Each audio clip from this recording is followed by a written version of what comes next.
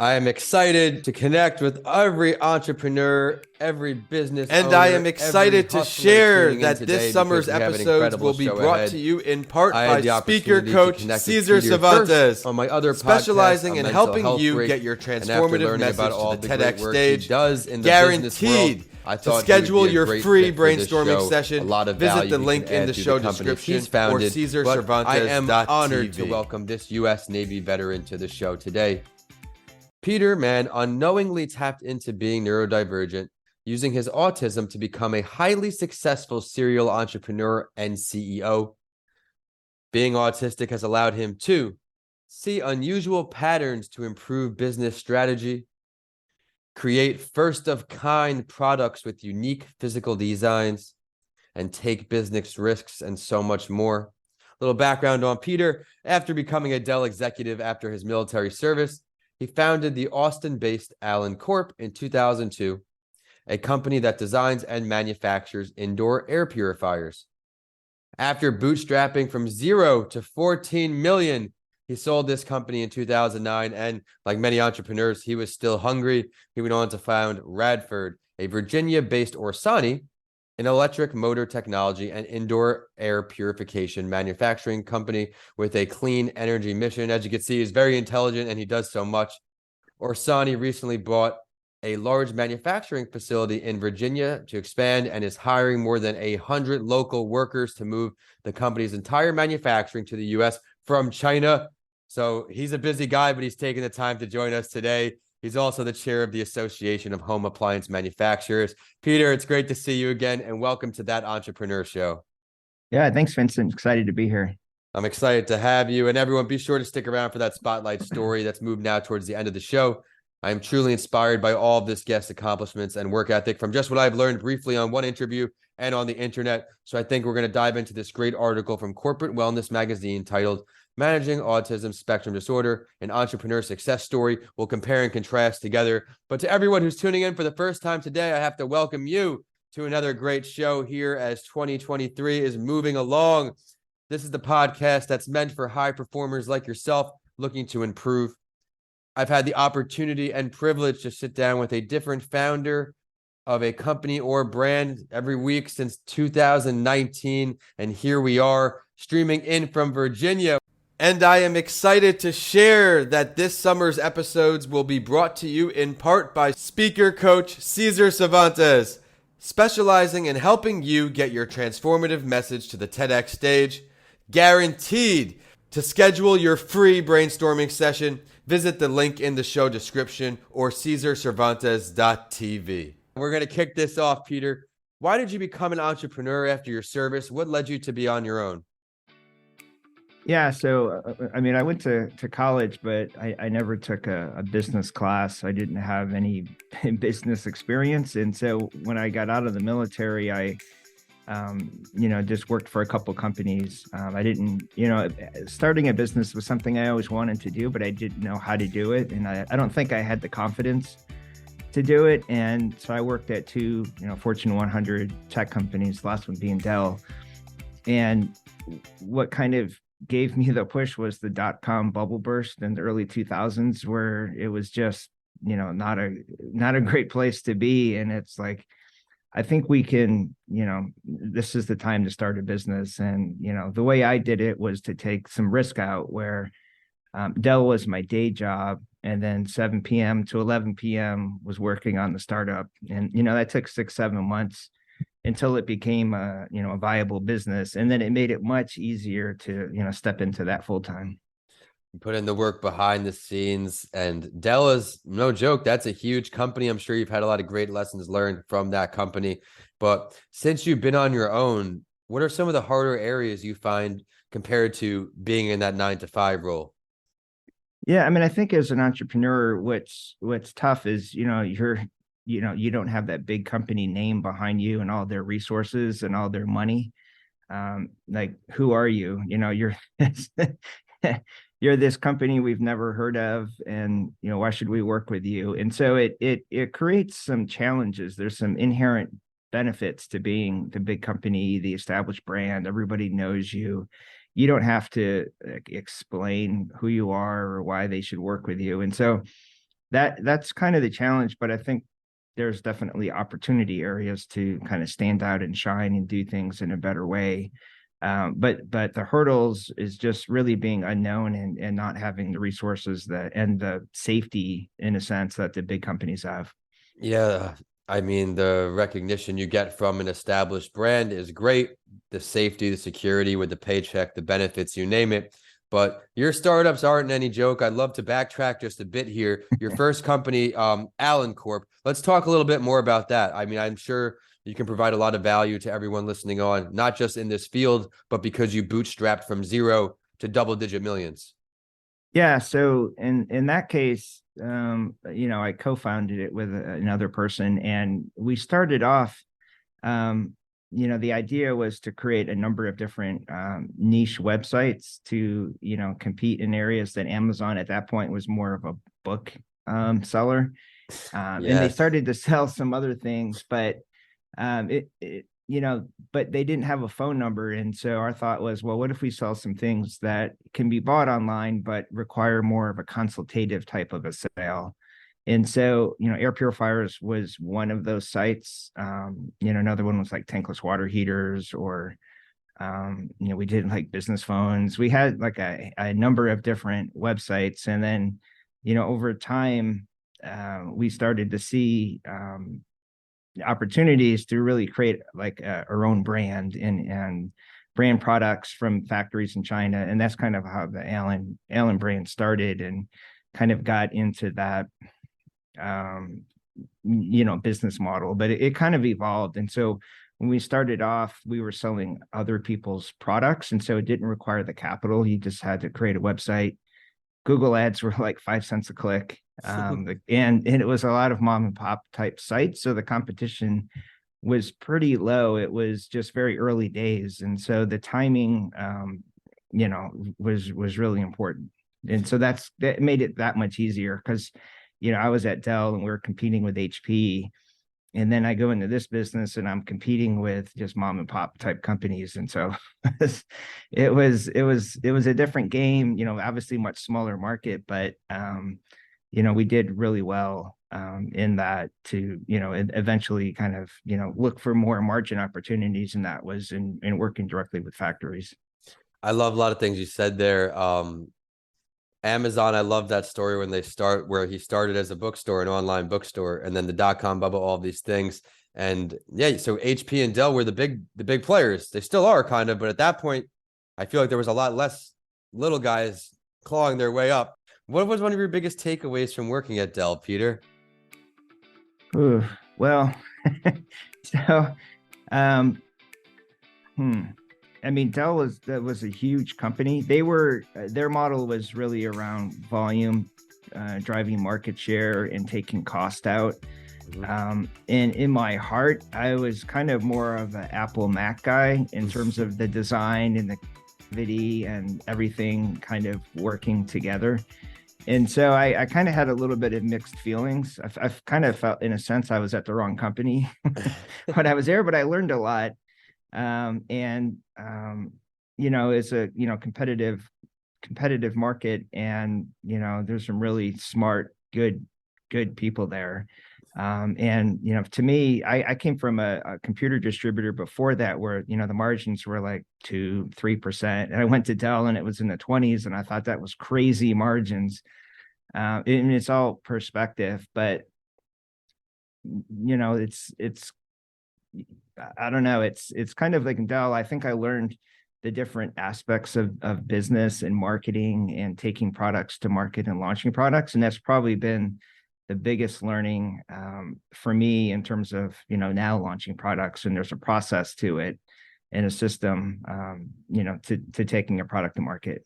I love that. Thank you for sharing. And everyone listening on out there, he's highlighted so many things, working on this as a side hustle until it became time to blossom, using these learning lessons from working for one of the big dogs to put into his current business. We learned all about Allen Corp. Now I have to ask you about your latest baby here, Virginia-based Orsani. I love how you're bringing all these jobs to America from China to begin with, but I love to learn a little more about it. Again, everyone, it's an electric motor technology that he's really mastered, I feel. Let's talk about it. Yeah. So when I was at Allen, it was, we had a number of different types of businesses, and I was always really like the air purification space, and that's because my son struggled with asthma, and I saw this as a safe, technology or way to improve his indoor air environment to help with his asthma. So it was kind of a personal I love that. connection, and so I wanted to create a brand around indoor air quality. And at that time, I think Tim Ferriss's 4 Hour Work Week came out, and I was like, oh, maybe I can start a business and run it kind of in that model. And so when I started, it was just me and a couple customer service folks who were, stay-at-home moms that, in Austin, where I was at the time.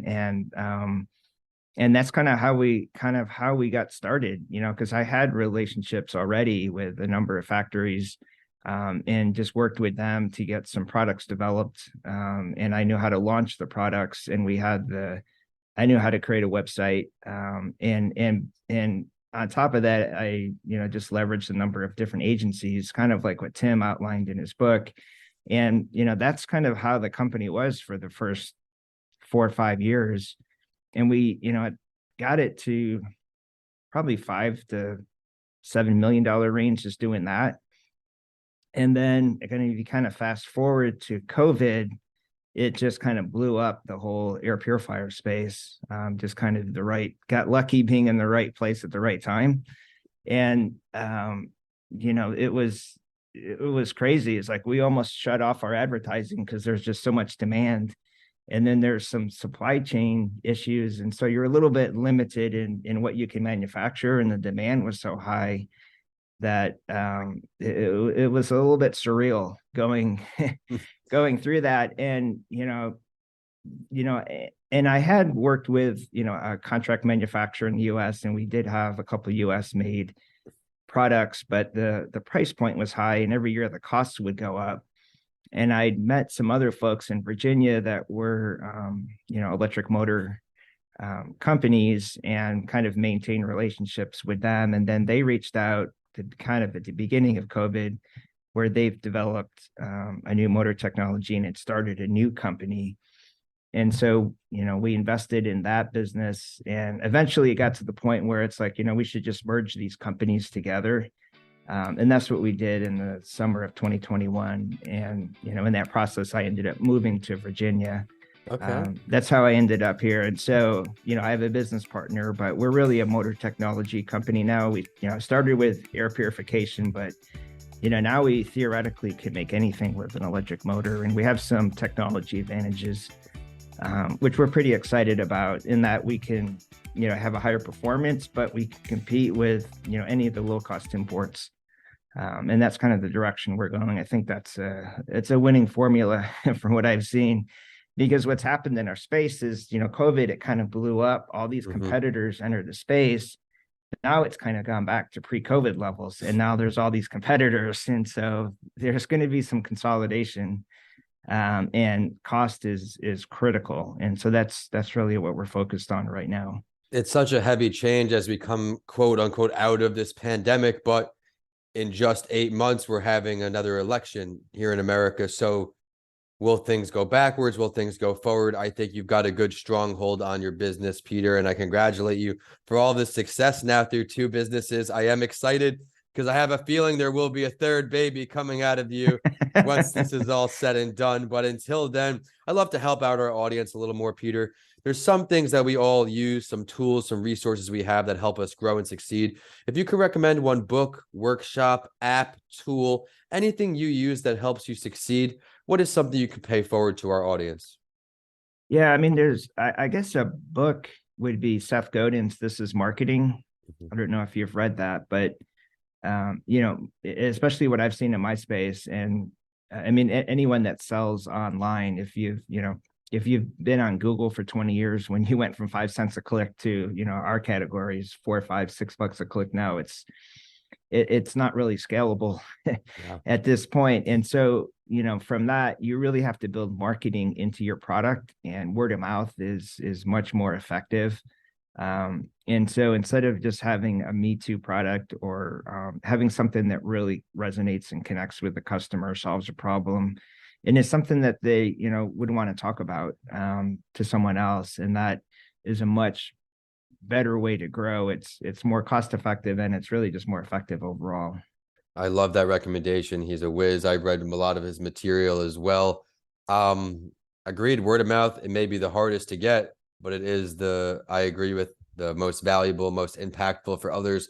I mean, if a stranger tells you to do something versus a close friend, a family member, who you're going to listen to more. And I think you're doing a great job at creating sound products, sound service, and that's going to go a long way with your continued success. I think it's been a lights out episode. But before we hop into this week's spotlight story to close us out, I love this question to close us out, Peter. If you could choose to have a conversation with any entrepreneur, dead or alive, throughout history, who would you choose? I'd probably say Steve Jobs, just looking at kind of what he went through. I remember in the 90s, I was in the computer industry and Apple was struggling. It really wasn't until they came out with their iPod that things changed for them. And I'd really be curious to pick his brain in terms of that process of, the decade plus that he struggled with Apple, and, and to where it is now. Kind of that process, and kind of what his perspective is on things. No surprise there, as I learned you are an Apple guy, and I love the reasoning behind that. My memories, I am born in 91, so my memories are Apple mostly being a powerhouse throughout my lifetime. But let's delve a bit deeper, even though he does have a great story like the Amazon we touched on, the garage, the whole nine. Where would you meet Steve Jobs for this meeting if you had that choice?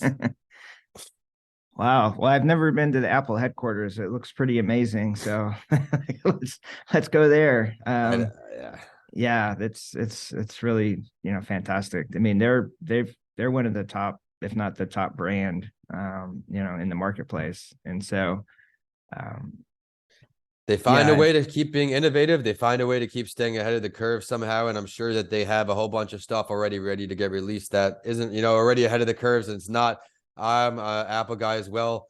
Funny story, a side note, I had my MacBook I got in college or grad school, my last one, I think it was 2013 version. And it lasted me until, of course, the day after Black Friday, when there was Black Cyber Monday, whatever it's called, when there's no sales. I bring it in. They're like, this thing's vintage. They're bringing all of the other people from the Genius Bar around to check out. It's like, how does it still work? I said, well, I take care of my stuff, and I'm holding on to it. It wasn't a cheap purchase. And Right. now I missed I'm sure it wasn't a big sale, but any little discount would have been nice when you're buying a new computer. Now we're rocking and rolling. I still have my last one. It just doesn't always stay connected to the internet is the problem. So when I'm doing podcasts, I'm cutting out all these things. I said, I guess it's time to hopefully get another 10 years out of the new one, but enough of my personal computer problems. I think we should hop into the spotlight story here. As I mentioned, as we have, and you've heard all day, someone thriving with autism, using it to propel him forward. We have another story here. It is from Corporate Wellness Magazine, and feel free to follow along. This link is in the show description. Here's how it starts. If you travel to North Central Indiana, you can go to the Green Bridge Growers, a commercial greenhouse filled with herbs, lettuces, and sunflowers.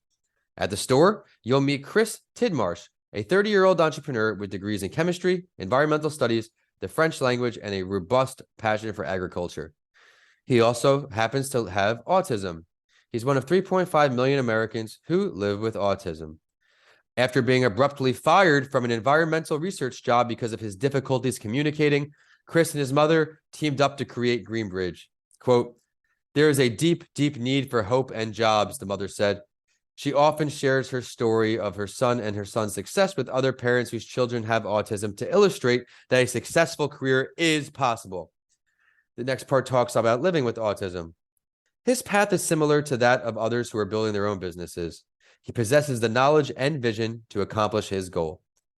On the job, he acts as a mentor to those who work with him, and his hard work and dedication are paying off, where in the fiscal year 2018, I guess this article back then, Greenbridge was projected revenue of $80K with a profit of $30K.